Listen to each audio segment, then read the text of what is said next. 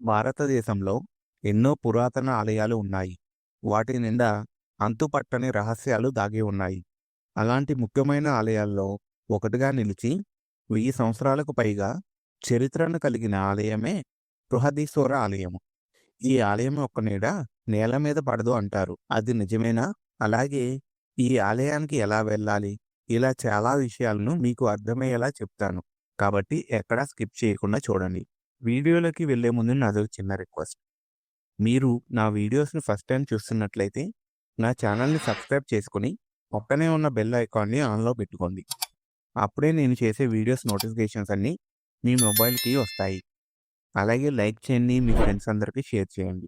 మొదటిగా ఆలయం విషయానికొస్తే తమిళనాడులోని తంజావూరు పట్టణంలో ఈ ఆలయం ఉంది. పూర్వకాలంలో ఆ ప్రదేశంలో తంజన్ అనే రాక్షసుడు ఉండేవాడు. ఈ రాక్షసుడు శ్రీ ఆనందవల్లి అమ్మ, శ్రీ నీలమేఘ పెరుమాళ్ల చేత చంపబడ్డాడు. ఆ రాక్షసుడి చివరి కోరికపై ఈ పట్టణానికి తంజావూరు అనే పేరు పెట్టబడిందని చెప్పి నమ్ముతారు. ఈ తంజావూరునే the rice bowl of Tamil Nadu అని కూడా పిలుస్తారు. చోళరాజుల పాలనలో ఈ పట్టణం వారి ముఖ్య కేంద్రంగా ఉండేది. ఈ ఆలయాన్ని రాజరాజ చోళుడు 10వ శతాబ్దంలో అంటే క్రీస్తు శకం 1003లో మొదలుపెట్టి 1010లో పూర్తి చేశారు. అంటే దాదాపుగా 6-7 సంవత్సరాల్లోనే అద్భుతమైన ఆలయాన్ని అప్పట్లో ఎలా నిర్మించగలిగారు అనేది ఇప్పటికీ కూడా అర్థం కాని విషయమే. ఈ ఆలయం కట్టి 1000 సంవత్సరాలు దాటిపోయినప్పటికీ కూడా ఏమాత్రం చెక్కు చెదరకుండా ఎంతో అద్భుతంగా వైభవంగా నిలిచింది. ఈ ఆలయంలో ప్రధాన దైవం శివుడు. ఈ శివలింగాన్ని చోళరాజు ప్రతిష్టాపన చేశాడు. ఈ శివలింగమే మన భారతదేశంలోకెల్లా అతిపెద్ద శివలింగంగా చెబుతారు. ఇక ఈ శివలింగం 3.7 మీటర్ల ఎత్తు, 5 మీటర్ల వెడల్పు కలిగి ఉంటుంది. అలాగే ఈ శివలింగానికి అభిముఖంగా నంది విగ్రహం చాలా భారీగా ఉంటుంది. ఈ నంది విగ్రహం 16 అడుగుల ఎత్తు, 25 అడుగుల వెడల్పు కలిగి ఉండి సుమారుగా 20 టన్నుల బరువు కలిగి ఉన్న ఒకే ఒక్క రాయితో నిర్మించారు. ఈ విగ్రహం చూసేందుకు చాలా అద్భుతంగా ఉంటుంది. ఇక ఈ ఆలయంలో ప్రధాన దైవం శివుడు కాగా ఆలయం బయట గోడలపై అన్ని దేవతా విగ్రహాలు ఉంటాయి.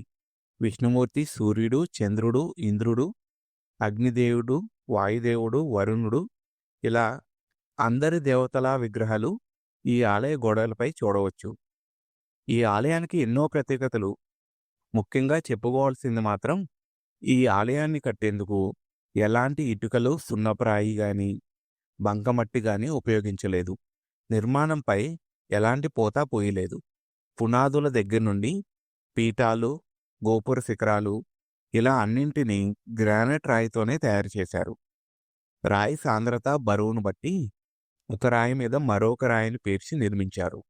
ఇలా ఈ విధంగానే 13 అంతస్తుల వరకు పూర్తి గ్రానైట్ రాయిని వాడి ఆలయాన్ని నిర్మించారు. దాంతో భారతదేశంలో 13 అంతస్తులు కలిగిన ఏకైక పురాణ క్షేత్రంగా నిలిచింది. అయితే మరింత గొప్ప విషయం ఏమిటంటే ఆలయాన్ని గ్రానైట్ రాయితో నిర్మించారు. కానీ ఆలయం చుట్టుపక్కల 100 కిలోమీటర్ల వరకు గ్రానైట్ రాయి అనేదే లేదు. అంటే ఎక్కడో ఉన్న గ్రానైట్ రాళ్లను ఇక్కడికి తరలించి వాటితో ఆలయాన్ని నిర్మించినట్లు తెలుస్తోంది. అసలు అంత భారీ రాళ్లను ఎక్కడి నుంచి, ఎంత దూరం నుంచి ఎలా తరలించి ఉంటారనేది ఎంతోమంది పరిశోధకులకు సైతం అంతుపట్టలేదు.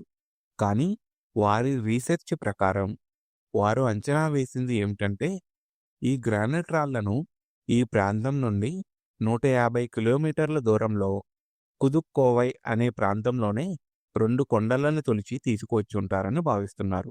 ఇక ఈ ఆలయంలో గోపుర కలశం 80 టన్నుల బరువు కలిగిన ఒకే నల్లరాతితో చేశారు. ఇంత బరువున్న ఈ గోపురాన్ని అంత ఎత్తుకు 1000 ఏళ్ల క్రితమే ఎలా ఎత్తగలిగారు అనేది ఇప్పటికీ ఒక రహస్యంగానే మిగిలిపోయింది.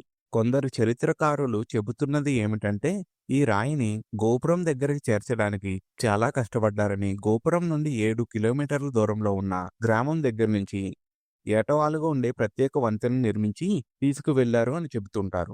ఈ ఆలయ ప్రాంగణం దాదాపు ఫర్లాంగ్ దూరం ఉంటుంది. అంటే చాలా విశాలంగా ఉంటుంది. ఎక్కడ మనం మాట్లాడుకునే శబ్దాలు ప్రతిధ్వనించవు. అంతే అంత శబ్ద పరిజ్ఞానంతో ఈ గుడిని కట్టారు. ఇక్కడి శిలలు మరింత ఆశ్చర్యపరుస్తాయి. ఒక రాతి స్తంభంపై కొడితే ఒక రకమైన శబ్దం వస్తుంది.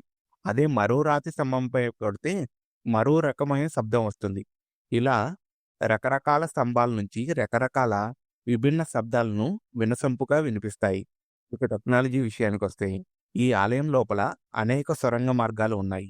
ఇవి తంజావూరులో ఉన్న కొన్ని ఆలయాలకు దారితీస్తే మరికొన్ని మాత్రం మరణానికి దారితీసే గోతులున్నాయంట. అందుకనే అన్ని దారులను మూసివేశారు. అయితే ఇప్పటికీ టెక్నాలజీకి అంతుపట్టని విషయం ఏంటంటే ఈ గుడి చుట్టూ ఉన్న రాతి తోరణాల్లో 6 మిల్లీమీటర్ల కన్నా తక్కువ సైజులో వంపుతో కూడిన రంధ్రాలు కనిపించాయి. అసలు ఈ రంధ్రాలని ఎందుకు పెట్టారు?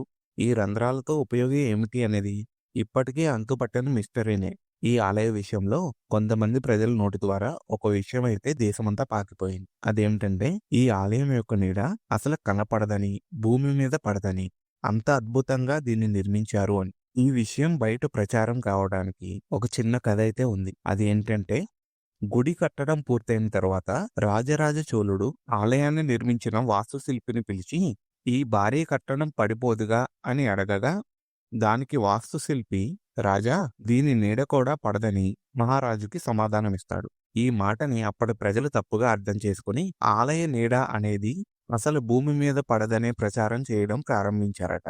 అయితే దీనిలో కొంత వాస్తవం ఉంది. అదేమిటంటే ఈ ఆలయం నీడ పడుతుంది, కానీ ఆలయ గోపురం నీడ మాత్రం మధ్యాహ్న సమయంలో అసలు కనిపించదు, నేల మీద పడదు. ఇలా జరగడానికి ప్రత్యేక కారణం ఉంది. ఏమిటంటే గోపురం కింద ఆలయం భాగం పెద్ద నిర్మాణాన్ని కలిగి ఉండటం. దానివల్ల గోపురం యొక్క నీడ అనేది తన మీద తానే, అంటే ఆలయం మీదే పడుతుంది. అందువల్ల ఆ నీడ కనిపించదు. కానీ ఈ ఆలయం నీడ నేల మీద పడదు అనే మాట మాత్రము అంతా ప్రచారం అయిపోయింది. అది కేవలం గోపురం నీడ మాత్రమే, పూర్తి ఆలయం నీడ కాదు.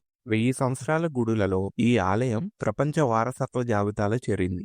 1000 సంవత్సరాల గుడులు దాదాపు పాడుబడిన స్థితిలో ఉండగా ఈ గుడి మాత్రం, అందులోనూ 13 అంతస్తులున్న ఈ గుడి మాత్రం అత్యద్భుతంగా కొత్తగా నిర్మించినట్లు ఇప్పటికీ కనిపిస్తుంది. భారతదేశానికి స్వాతంత్రం లభించిన తర్వాత కరెన్సీ నోట్లలో 1000 రూపాయల నోట్ని 1954లో మొట్టమొదటిసారిగా చలామణిలోకి తీసుకురాగా ఆనాడు భారత ప్రభుత్వం ఖరీదైన 1000 రూపాయల నోటు మీద బృహదీశ్వర ఆలయాన్ని ముద్రించింది. ఎంతో అద్భుతంగా నిర్మించిన ఈ బృహదీశ్వర ఆలయంలో ఎన్నో వింతలు విశేషాలు ఉండటంతో ఈ గుడిని ప్రపంచ వారసత్వ సంపద జాబితాలో చేర్చారు. ఒకప్పుడు సువిశాల రాజ్యానికి కేంద్ర బిందువైన ఈ తంజావూరు ప్రస్తుతం ఒక కుగ్రామంగా మిగిలిపోయింది. ఈ నగరం ఎలా అంతరించిందో చరిత్రకు సైతం అంతుపట్టడం లేదు. ఈ చుట్టుపక్కల ప్రాంతాల్లో ఇప్పటికీ కూడా పురావస్తు శాఖ వారు తవ్వకాలు జరుపుతున్నారు. తవ్వకాలు జరిపిన ప్రతిసారి ఏదో ఒక శిల్పమో ఆ రోజుకు సంబంధించిన వస్తువులు దొరుకుతూనే ఉంటాయి. ఇవన్నీ ఆనాటి వైభవాన్ని మనకు చాటి చెప్తూనే ఉన్నాయి. 1000 సంవత్సరాల చరిత్ర కలిగిన ఈ అద్భుత ఆలయాన్ని సందర్శించాలనుకుంటే తమిళనాడులోని తంజావూరుకి అన్ని నగరాల నుంచి రైలు, రోడ్డు, విమాన మార్గాలు ఉన్నాయి. దేశంలో ఎక్కడి నుంచైనా చెన్నైకి ముందుగా చేరుకోవచ్చు. అక్కడి నుంచి 314 కిలోమీటర్ల దూరంలో ఉన్న తంజావూరుకు చేరుకునే వీలుంది. మీరు తమిళనాడుకి ఎప్పుడైనా వెళ్తే ఈ ఆలయాన్ని మటికి సందర్శించేందుకు ప్రయత్నించండి. ఈ ఆలయ టైమింగ్స్ వచ్చేసి ప్రతిరోజు ఉదయం 6 నుంచి మధ్యాహ్నం 12:30 వరకు, అలాగే సాయంత్రం 4 నుంచి రాత్రి 8:30 వరకు తీసే ఉంటుంది. ఈ ఆలయం ప్రస్తుతం ఎలా ఉంది అంటే 1000 సంవత్సరాల క్రితం ఎంత అందంగా, వైభవంగా, అద్భుతంగా ఉందో అదే విధంగా నేటికి ఏమాత్రం చెక్కు చెదరకుండా అంతే అందంగా, అంతే అద్భుతంగా ఉంది. ఈ వీడియో మీకు నచ్చినట్లయితే సబ్స్క్రైబ్ చేసుకోండి, లైక్ చేయండి, అలాగే మీ ఫ్రెండ్స్ అందరికీ షేర్ చేయండి.